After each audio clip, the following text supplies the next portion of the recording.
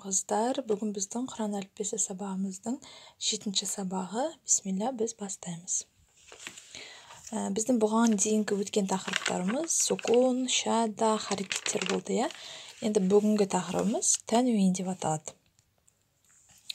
Жалпы тәнуин дегеніміз мінекей ән, ин, дыбыстарын беретін харекетке ұқсайтын осылай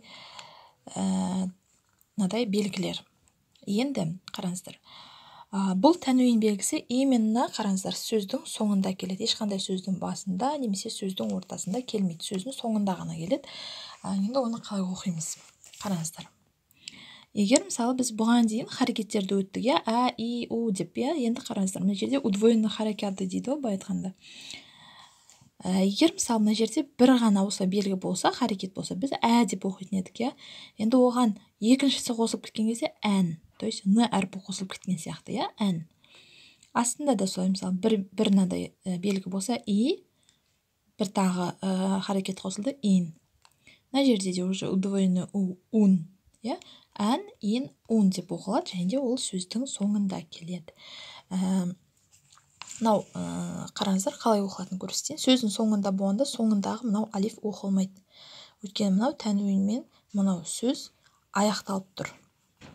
Түсінікті, сосын шадда болған кезде де бірінші шадда, содан кейін барып уже тәнуин оқылады. Бұл жерде де жуан әріптер жуан, жіңішке әріптер жіңішке оқылады. Қараңыздар. Уәддән. Шәддән да оқыдым, тәнуин да оқыдым. Мынау алиф оқылмай қалды. Уәддән. Бұл айтқанда тірек қызметі ғой. Роддән. Дәурон. Жуан кезде жуан оқылады. Дәурон, он деп, Уирдән. Уизрон. Зәруән. Зәәрон. Әдәрон. Жуандарда он деп оқылады, Уәзрон. Урзән. Изрон. Зәродән. Изнин. Узнин. Зәррин. Егер шәдданың астында тұрса, мінекей. Бәрібірде бірінші шәдда, сосын тәнуин оқылады, Зәррин. Россин. Жуанда байқаңыздар, Россин. Уәроқин. Дуәлин. Зәубин.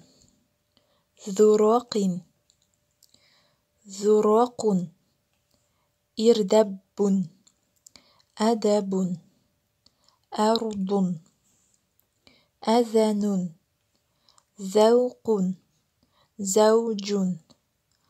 Роудун.